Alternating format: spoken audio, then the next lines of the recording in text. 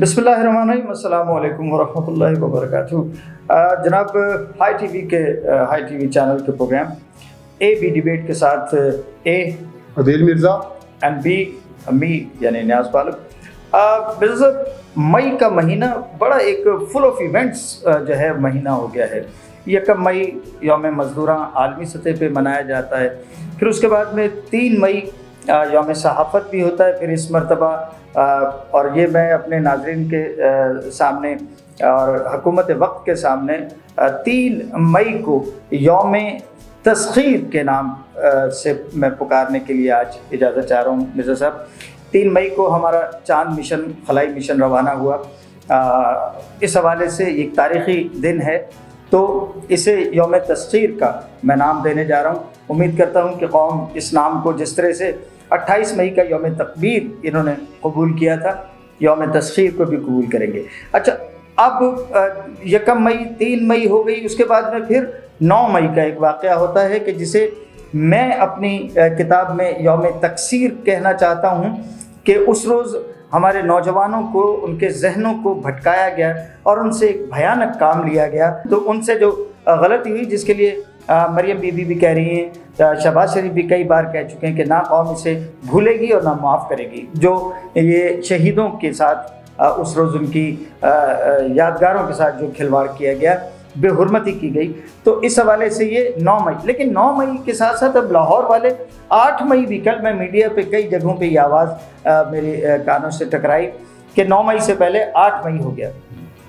تو یہ تمام معاملات جو ہے، میں 28 مئی کا بھی ذکر کر چکا کہ اس روز ہم عالمی سطح پہ جو ہے وہ ناقابل تسخیر ہو گئے تھے کہ ہم قومی ایک طاقت بن گئے تھے، عالمی سطح پہ ایٹمی طاقت بن گئے تھے۔ تو یہ تمام چیزیں جو ہے ان سب کو ملا کے کہہ سکتے ہیں کہ مئی کا مہینہ جو ہے یہ فل آف ایونٹس ہے، اور اس میں بہت ساری ایسی چیزیں سامنے آ رہی ہیں کہ جو برسوں تک یاد رکھی جائیں گی، بلکہ شاید اب تاریخ کا حصہ بن جائیں گی۔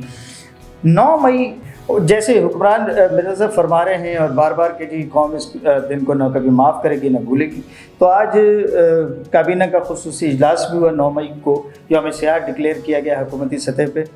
وزیر اعظم نے وہاں بھی جو ہے خصوصی اجلاس سے بھی خطاب کیا کابینہ کے، اور اس کے ساتھ ایک وزارت اطلاعات کے تحت جو ہے وہ شہداء کے ورثاء کے ساتھ بھی ایک گیٹ ٹوگیدر ہوئی ہے۔ اس میں بھی وزیر اعظم نے جو ہے وہ خطاب کیا اور شہداء کے ورثاء سے ان کے ساتھ اظہار ہمدردی بھی کیا ہے، اور کہا ہے کہ جی فخر کی بات ہے کہ شہداء کے خاندانوں کے ساتھ بیٹھا ہوں۔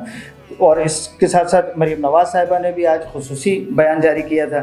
انہوں نے بھی کہا ہے کہ اس سازش کے کرداروں کو جو ہے ان کو منطقی انجام تک پہنچنا چاہیے، جلد پہنچنا چاہیے۔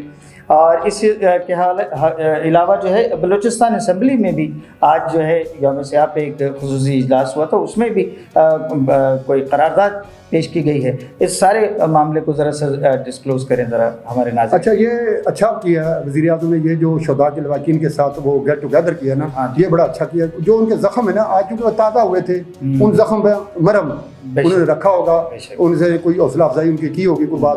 دیکھیں، شہداء کے لوگ جو شہید ہوا ہوتا ہے نا قوم پہ، جس نے اپنی جان قربان کی ہوتی ہے، اس کے جو لواحقین ہوتے ہیں وہ بڑے دکھی ہوتے ہیں۔ اگر قوم ان کے ساتھ یہ سلوک کرے تو اور جو دکھ ہوتا ہے، وہ جو زخم ہوتا ہے وہ اور بھی تازہ ہو جاتا ہے۔ پہلے تو وہ فخر ہوتا ہے نا کہ ان کے ایک شہید ہو گئے قوم پہ، تو فخر قوم کو بھی کرنا چاہیے نا، صرف شہداء کے لواحقین، پوری قوم کو فخر ہونا چاہیے۔ اور قوم اگر یہ ریوارڈ دے جو 9 مئی 2023 کو دیا تھا، بظاہر میں دکھی ہوگا۔ اس کے علاوہ جو وزیر اعلیٰ پنجاب میں مریم نواز نے بھی آج اس حوالے سے ایک خصوصی پیغام جاری کیا ہے، اچھا کیا، انہوں نے کرنا چاہیے تھا۔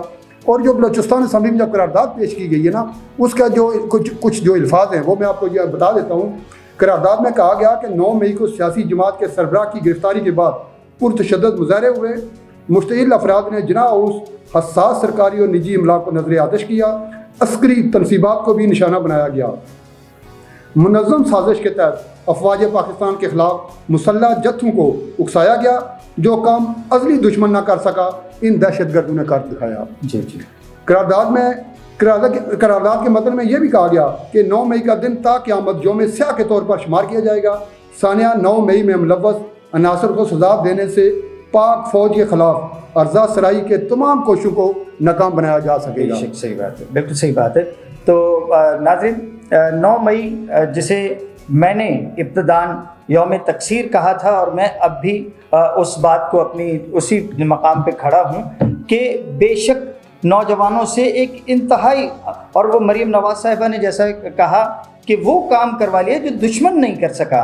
ये जो शहदा हैं हमारे, ये वो हैं कि जो मैदान जंग में लड़ते हैं हमारी हिफाजत के लिए, कौम के मुल्क के दिफा के लिए लड़ते हैं। अगर उनकी यादगारों के साथ वो सब कुछ हो कि जो 9 मई को किया गया, तो यकीनन इस पूरी कौम का सर झुक जाना चाहिए। अच्छा, यहाँ मैं आप ये जो 3 नाम आपने दिए ना, मैं आपको अप्रिशिएट करना चाहूँगा। जी जी, आपने जो चांद पे जो हमारा मिशन गया है ना, उसको हमने यौम तस्खीर कहा है। जी जी, और ये जो 9 मई वाला वाक़या था जो 2023 वाला, उसको आपने यौम तकसीर कहा है जी। और यौम तकबीर का तो कौन को पता ही है। जी जी, तो ये यौम तकसीर की मैं आप उससे इख्तलाफ रख रहे हैं, आप उसे यौम सियाह कह रहे हैं, मैं ये कह रहा हूँ कि यौम तकसीर नौजवानों की कि ये रॉ होते हैं, ये कच्चे जहन होते हैं, इनको जिस तरफ को ले जाए कोई उस तरफ ही। मेरा ख्याल है मेरी कौम के जवानों को भी ये सोचना होगा, समझना होगा। अब ये 21वीं सदी है, जदीद दौर है। इस पे बात हम करेंगे अगले प्रोग्राम में तफसील के साथ, इस पर करेंगे प्रोग्राम। बेशक जो है वो इस दिन को जो है वो हमारे लिए एक शर्मिंदगी का और यौम सियाह भी, इसे यकीनन जो लोग कह रहे हैं वो सही कह रहे हैं। कौम को हमें अपने बच्चों की बेहतर तालीम के साथ तरबियत पे भी ध्यान देना होगा। अगले प्रोग्राम AB डिबेट के लिए अगले प्रोग्राम तक के लिए मुझे दीजिए इजाज़त, मेरे साथी शरीक आदिल मिर्ज़ा के साथ। अल्लाह हाफिज़। पाकिस्तान जिंदाबाद।